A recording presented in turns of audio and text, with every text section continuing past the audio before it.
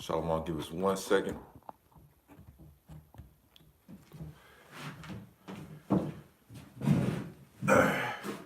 All right.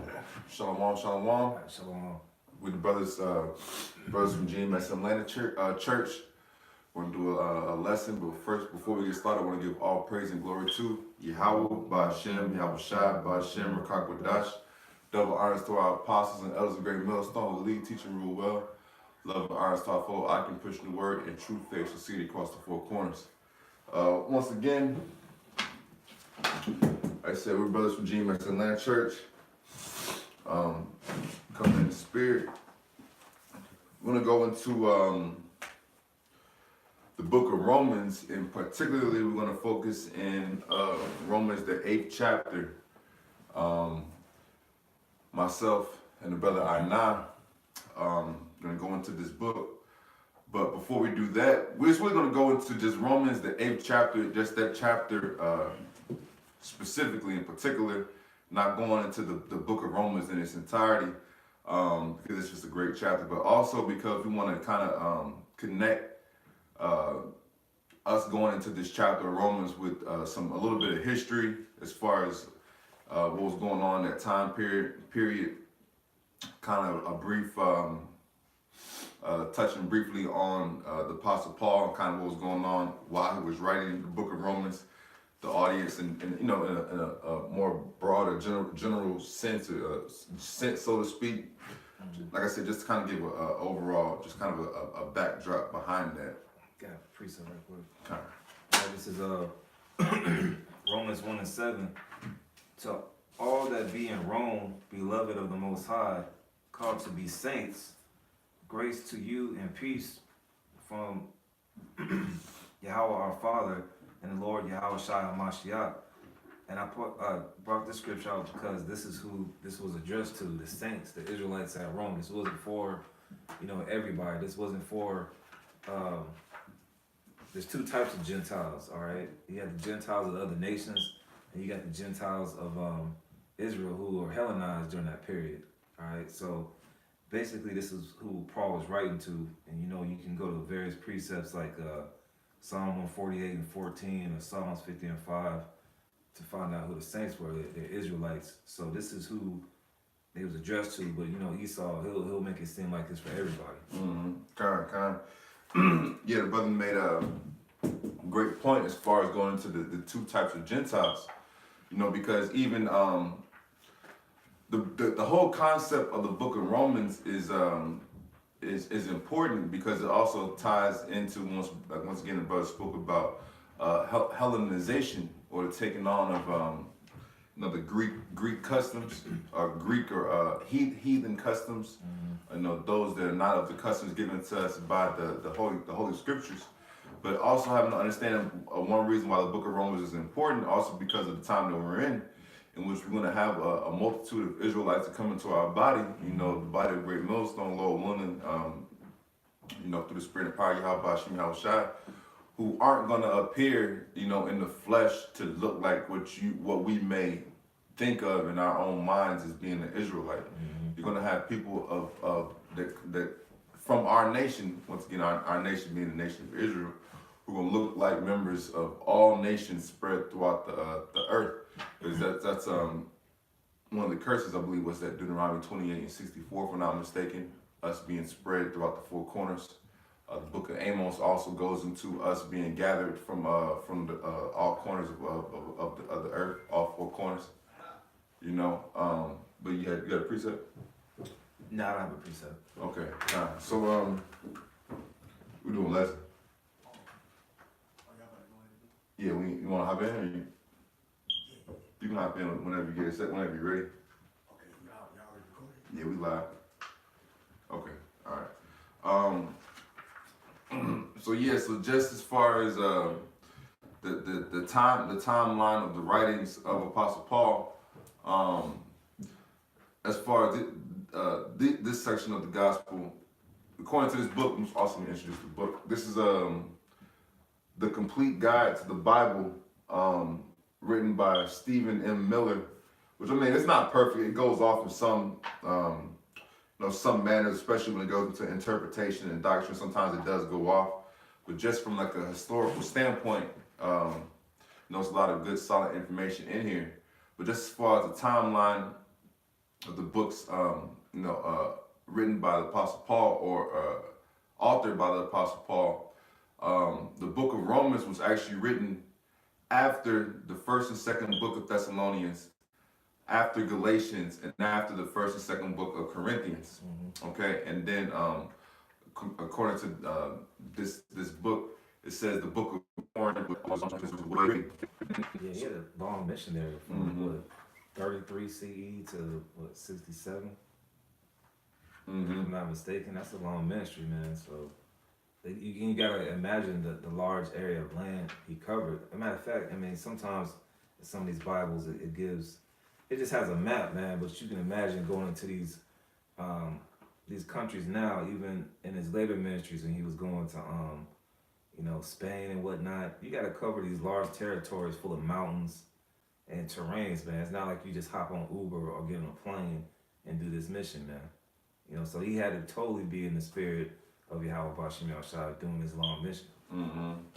And then, like I said, just saying as well, just understanding the timeline in which this particular book was inspired to be written. Romans is a very dense, book. But even with that, it was written after, like I said, First and Second Thessalonians, after the book of Galatians, after the first and second book of Corinthians, and previous to Colossians, Philemon, Ephesus, Philippians, First Timothy, Second Timothy, and the book of Titus. So this is like smack dab, as far as the timeline of the Apostle Paul's writing. It's like smack dab of that work, man, of that ministry, man. And then even like the brother said as well, as far as understanding the vastness of these empires that were before us, whether it be the Babylonian Empire, Greek, Rome, the Medo-Persian Empire. These empires covered a large amount of land, and with that they covered a large amount of people, and with that they were pretty much conquering all levels of worship, the economy, the familial, the family structure, and the customs of the people, and the mindset, mentality of the people. All right, so even with that, it's not gonna show up well on the camera, but there's a illustration in this book covering the span of the Roman Empire. If you just pull it up, if you can do a Google search and just look for yourself, the Roman Empire encompassed the Mediterranean Sea. As far west as Spain and Western Europe, Spain and Morocco and Africa, all the way throughout Europe, Spain, France, Sardinia, Italy, Sicily, Greece, Turkey, Cyprus, Syria, all the way around the Mediterranean Sea to include parts of Israel, Egypt, Libya, Algeria, and like I said, Morocco. Man, you gotta think about how easy this truth is now, man, because, man, that's a long period and a long population of people around that time. I think the book mentions that, I think it's around 45 million people around that area of Rome, man. That's a large amount of people, man. All we gotta do is through the unicorn, the internet, is just get on and pull out these epistles, man.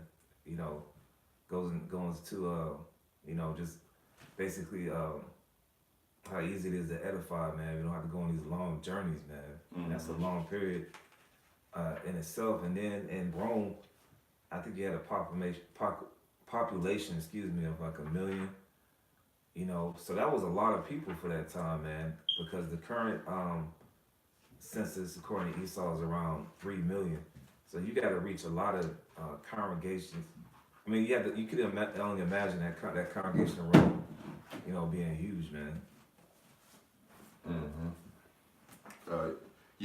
All very beautiful points, and brother said it is. Yeah, we are in a time now where it's much easier to do the work. Now of course, as far as balance, there's pros and cons to certain situations. Like with him, in those days, you had the time to that you had to invest as far as physically traveling, with your body. But they may have had more time to actually just sit and meditate and actually tackle certain things, in the spirit, just through time, in which now, it's much easier for us to do the work. The resistance in that aspect is not as high, so to speak. But at the same time, we have to battle the life of balance and just being on the go, move.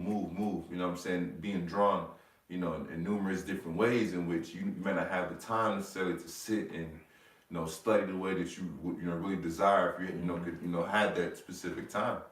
But that goes into just understanding what the men of old went through, okay, in order to do the work and serve Yahweh Bashim Yahweh Shai, and put that in the context of what we must now do today in that same stead, in that same spirit.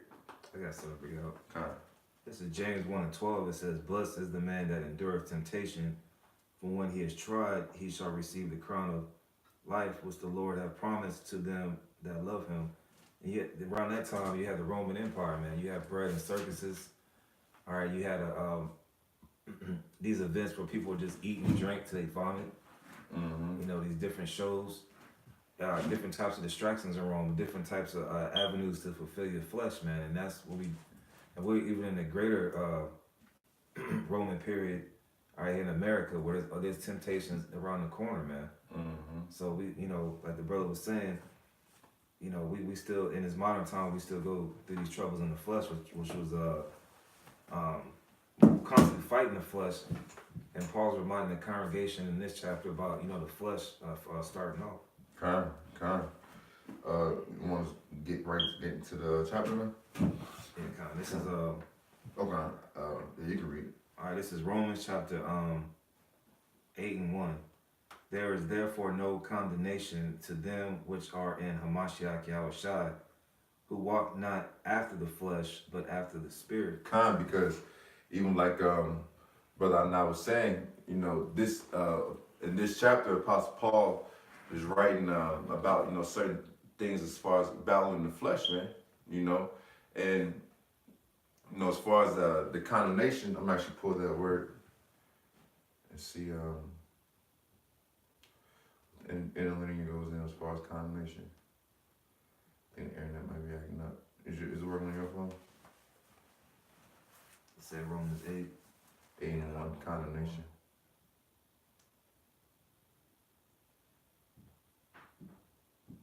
All right. This is let's see, Romans 8:1. All right, condemnation. That's Esau pronounce it. Strong's G 2631. Katakrima. All right, katakrima. It means damnatory sentence, condemnation. That sounds like, people being like the people saying you're going to hell, man. All right, there's no condemnation like hell. We just had a class about hell, about how there's no hell doctrine according to various scriptures in the Bible. That word shawal means grave, man. All right, when you go to the grave, you don't go to hell. All right, so that's what that word means. Condemnation, like how the Christian church like to condemn you. You going to hell. You gonna do this. You gonna do that. Yeah, because Apostle Paul says there is now no condemnation to them which are in Hamashiach Yahushua, who walk not after the flesh but after the spirit, because we're already in hell. By us being in the flesh, being on this earth, you're locked in and you're trapped in hell. That's your sentence. So that's why in this chapter, just going into fighting the flesh, man. Fighting the flesh, because through fighting the flesh, you're actually in synergy with the spirit. Because you're fighting the things that are actually separating you from the spirit. Let me continue on. Okay. All right, this is Romans 8:2. For the law of the spirit of life is Hamashiach Yahushua. Well, let me read that again. For the law of the spirit of life in Hamashiach Yahushua have made me free from the law of sin and death. Yeah, and you feel free to add on anything anytime you want to. But yeah, because it says the law of the spirit of life in Hamashiach Yahweh Shai have made me free from the law of sin and death. Because even as bro's going to, we just had a class on hell. You know, hell is can also represent a state. You know, in which we're in hell now. Once again, we're in hell now because we're trapped in the flesh, in which with us not being, you know, Yahweh Shai. This is why, you know, the apostle even going into how we're in Yahweh Shai. You know, through Yahweh Shai. You know, we're made whole because without the sacrifice of the Messiah, that actually purge us of our iniquities and make us clean enough to where you know, the Most High Yahweh Shai will accept our earthly offering, sacrifice of our body through Yahweh Shai, and his sacrifice that covers our transgressions, to which now we can actually have a hope to have a purpose to live in. Yeah, and like that, a Christian would read that and be like, "See, that the law is done away with," you know. But you know, that goes into the different offerings to give for sins, man, because Israel kept going off and giving up these offerings. All right, and the Lord wasn't pleased with that. It tells you in that Isaiah the 1st chapter. Mm-hmm. So he did away. We still keep the law to the best of our ability. We just doing away with things like the sacrificial law.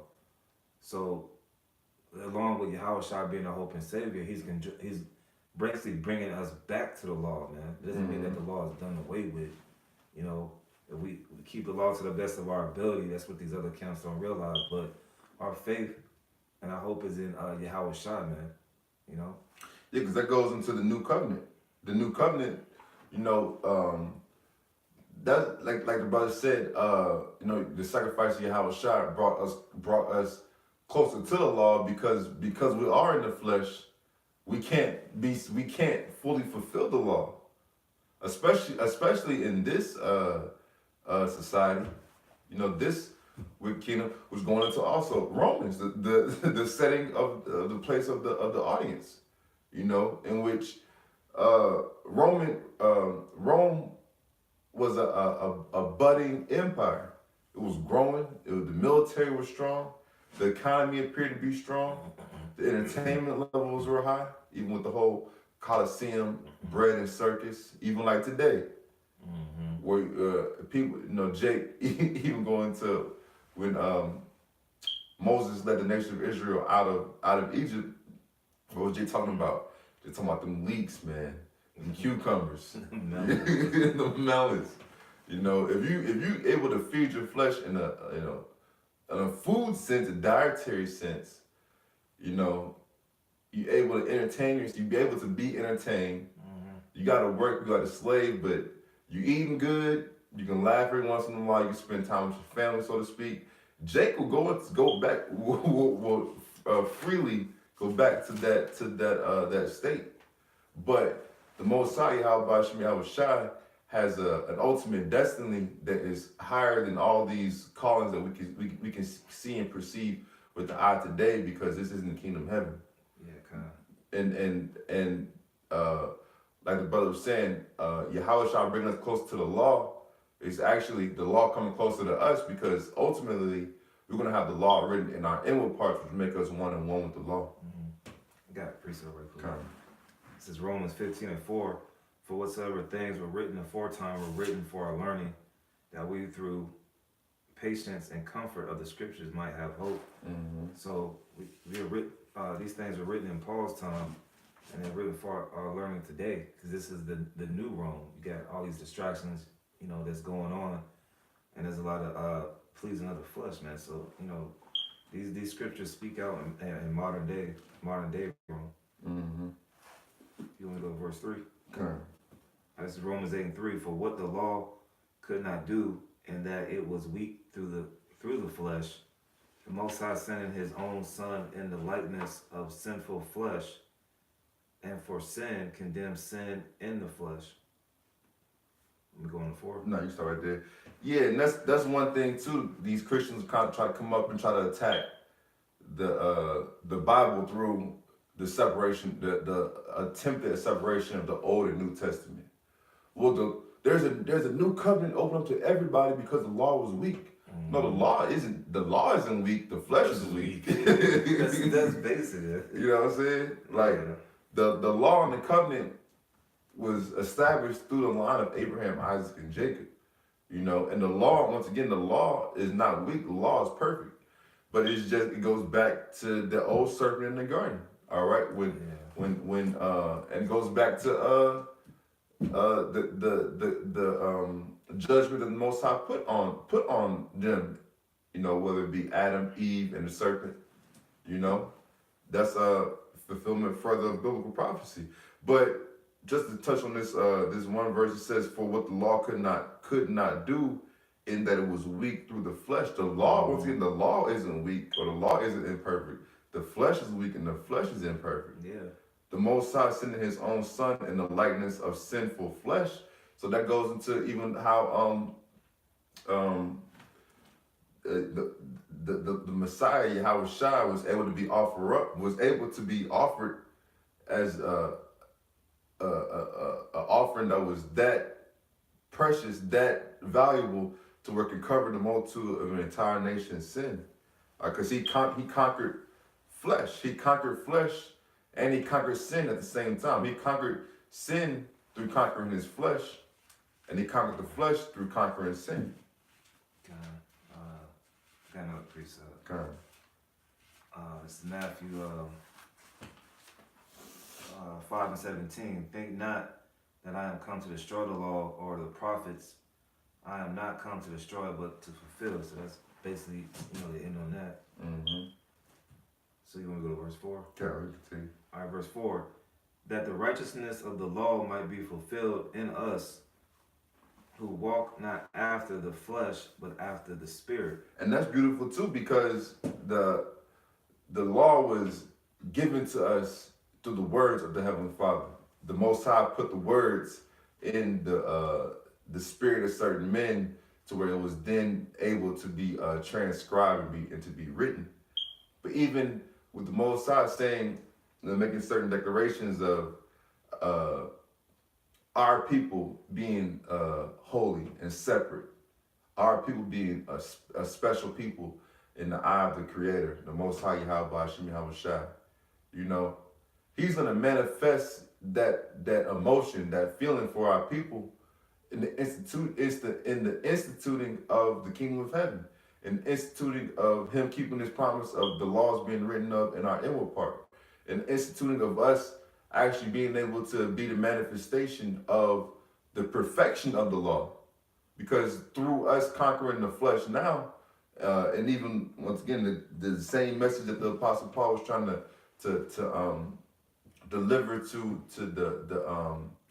the Gentiles of our nation, and then those who were confusion of face, who didn't even understand they were really of our nation. Mm-hmm. You know, it's through the conquering of the flesh that the power of the perfection of the law and the words will be able to be shown, because once the kingdom of heaven is instituted, then that's when all other nations will come to our people. Like, man, this is the special people, man. Mm-hmm. Whatever the laws, the ordinances that they operate with, that's the best way to do it, because it's gonna, the perfection of the law, the perfection of the system that the Most High Yahweh Shem Yahushua created, is gonna just show in the perfect balance of everything, man. They got another precept. Okay. It's Deuteronomy 4:6. Let's start at 5. Behold, I have taught you statutes and judgments, even as the Lord my power commanded me, that ye should do so in the land, whether ye go to possess it.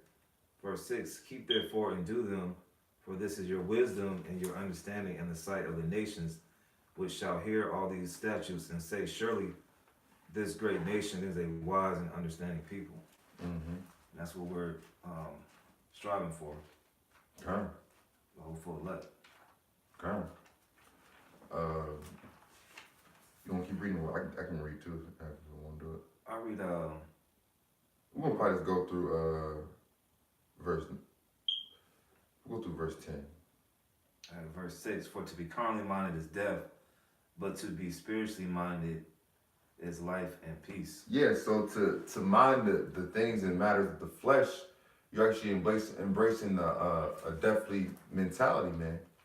All right, because it's just the way it is, man. All right, like even if you go back to the book of Ecclesiastes and you look at King Solomon's study of folly, excess, luxury, just a study of knowledge, you know what I'm saying? The study of everything. It all boils down to when you're feeding your flesh, you're not feeding the spirit. Scripture speak about you can't serve two masters. It goes to the whole balance of everything, understanding that we're actively conquering the flesh because we're actively seeking the spirit. I got a precept. Okay. This is James chapter 1 verses 13 through 15. It says, "Let no man say when he is tempted, I am tempted of the Most High, for the Most High cannot be tempted with evil, neither tempteth he any man." Verse 14, "But every man is tempted when he is drawn away of his own lust and enticed." Verse 15, when lust hath conceived, it bringeth forth sin, and sin, when it is finished, bring forth death. Verse 16, "Do not err, my beloved brethren." So this is the consequences of falling after your flesh, man. For like an example, like adultery. That's why we have to have the law, man. You see where adultery's going with our people, man? All right? Because when you give forth to lust, it gives forth to sin, man. Going in the flesh, man. And when you get to sin, you meet with death, man. You can get put to death even in this modern time for committing adultery. So that's why we still need the law. We're not just gonna willfully sin, man. That's no excuse. All right, but this is what the consequences of lusting, man. Like for example, for adultery, like a man lusts after some coworker, all right, and then they do the whole nine, and then they get the husband catch up, and then it ends up in one of those Lifetime TV shows where the dude went on a multiple spree. Because you got to put the death in the spree. that gets forth to death, man. That's just an example, and also example why these scriptures are written for our foretime. Kind. Where you at? Where we at, Romans? We're in verse 6. I got the definition of this word carnally. Okay. All right, this is G4561. It's Sarks. It says, the flesh, it means mere human nature, the nature of a man apart from divine influence. So he's not attaching himself to Yahweh B'Shem Yahushua, man. All right, he's going into the flesh, and we already established, well, the scriptures already established in James what happens with those consequences, man. All right, it says prone to sin and opposed to the Most High. So to be carnally minded is to be opposed, to the Most High. Going after your flesh, going after your lust. Yeah, exactly what you said. Even Romans 8:6 it says, "For to be carnally minded is death, but to be spiritually minded is life and peace." So to be carnally minded, you're going against the Most High. When you're going against the perfect will of the Most High, I should say. Fall into the category of the wicked. Mm-hmm.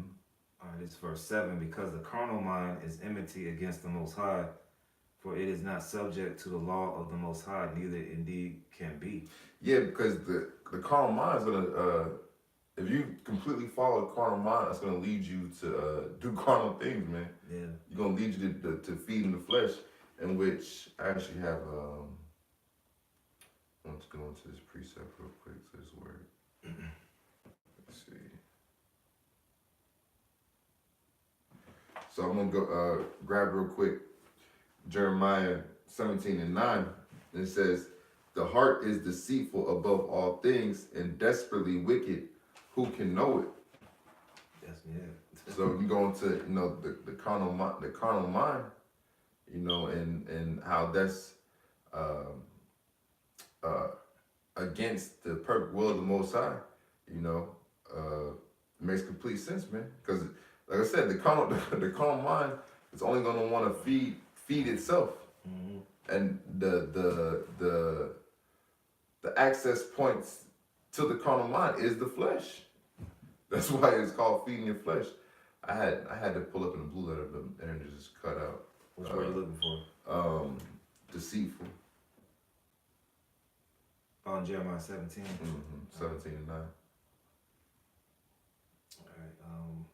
Give me 1 sec. All right. Jeremiah 17, 9. Yeah, for that word deceitful.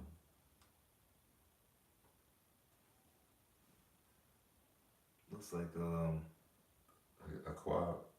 yeah. It looks like a quad. Nah, that's Oh. Yeah, I think it's a quab. yeah, it's a quad. It's a quad that says deceitful, sly, insidious. Keep going. Yeah, keep going though. Deceitful, sly, insidious, slippery. It says foot tracked, steep, or hilly. Yes, even if you think about like, you know, if you're trying to be sure-footed, so to speak, if you're trying to stand on, you know, be stable, and if you're standing on steep, hilly or slippery ground, man, like you putting yourself in a position of danger because that's not sure ground. So to just like it was written in Romans 8, the carnal mind is enmity against the Most High, and then jump down to verse 7 of verse 8. So then they that are in the flesh cannot please the Most High, because you putting yourself in a you're not putting yourself in a full place of trust. You know, you're not really fully submitting yourself, because if you're fully submitting yourself, understanding the power, autonomy, and the fear of the Most High, you will try to get yourself in the safest position, sure-footed place as possible, man. Which is once again fighting the flesh and seeking after the spirit. But get these last two verses. Let me finish, close it out. I got correction on that word. That word is iquab. Iquab? Yeah, iquab. Okay, kind. 861:21 iquab. Kind. All right, so this is Romans chapter 8, verse verse 8. So then they that are in the flesh cannot please the Most High. Verse 9, but ye are not in the flesh, but in the spirit, if so be that the spirit of the Most High dwell in you. Now, if any man have not the spirit of the anointed Hamashiach, he is none of his. Yeah, so that's also the importance of understanding that we are vessels too. You know, that we are vessels, and trusting that the Yahweh Bashim Yahushai is working with us individually, also in and through the Spirit.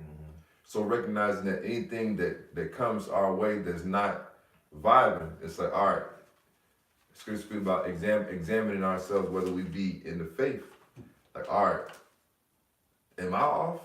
You know what I'm saying? Start with yourself. There's something that I'm doing, you know, that's not particularly flowing in the Spirit. And then if it's Scripture speak about also marking them that cause divisions in the body, divisions in the truth and the doctrine, and schisms in the body. So it's like that's a measuring stick, so to speak, for us to have proper judgment. We're in a good spot, and then just being circumspect of things around us to make sure that we as a body are moving in the correct and proper direction as well. Okay. All right, I'm going to verse 10. And if Hamashiach being you, the body is dead because of sin, but the spirit is life because of righteousness. Yeah, so once again, that's why we, you know, once again, continue to fight the flesh, man. All right? Because the body is, this flesh is already dead. You know, so go back when this earthly vessel, this earthly shell dies, it goes right back to what? Back to the earth. all right, back into the ground from which it came. But the spirit that's in us is that life, man. It's that the motor and the driving force for us to be able to continue to move and push forward. Mm-hmm. You had something else? Yeah, it's 1 Timothy chapter 1 and 18. This charge I commit unto thee, send Timothy according to the prophecies which went before on thee, that thou by them mightest war a good warfare. You know, it's that constant battle between the spirit and the flesh. And you know, we have to choose life because we have life in these scriptures that tell us basically what's the Bible say, what they say the acronym is, basic instructions before leaving earth. These are the basic instructions that the Lord gave us to separate us from the other nations. So if we're attaining to be part of that number, you know, we have to fight this warfare, man. You know, whatever avenues Satan, you know, via this modern day Rome give us, man. We got to stay in the spirit, like the brother's saying. You know, examine ourselves, especially, you know, coming into this time, you know, the Passover, because it's coming up soon. So, you know, we got to make sure we fighting. You know, the war is a constant battle. That's why the scriptures say compares us to soldiers. So this is a constant battle. Yes, constant battle, man. Constant battle. I'm just on. You got anything else? No. Okay, I'm just gonna link this. Well, this last precept and close out. So to go along with that, Romans 8 and 10, it says, "And if Hamashiach be in you, the body is dead because of sin, but the spirit is life because of righteousness." So this is 1 John chapter 5. I'm starting at the top. So 1 John chapter 5 and 1. "Whosoever believeth that Yahushua is the Hamashiach or anointed is born of the Most High. And everyone that loveth him that begat loveth him also that is begotten of him." Verse 2. "By this we know that we love the children of the Most High, when we love the Most High and keep his commandments." So that's how the Spirit lives through us. And that's how we're able to attain the righteousness that's given to us through the scriptures, is by keeping the commandments and walking in alignment with the Spirit. All right, the spirit of perfection. All right, that that is of the Most High Yahweh Shai. All right, and that spirit of perfection is manifested more and more. The better that we're able to fight the lust of our flesh and walk more so in the spirit and serve the Most High Yahweh Shai by doing what we were called to do, which is to push the word and spirit of prophecy. Okay. You got anything else? Okay. All right. So with that, we're gonna close out and give all praise and glory to Yahweh, Ba'Shem, Yahweh Shai, Ba'Shem, and Kakadash. Double honors to our apostles and elders of Great Millstone who lead, teach, and rule well. Love and honors to our fellow Aki, push the word and true faith, sincere across the four corners. Lord willing, you edify. Until next time, Shalom. Shalom.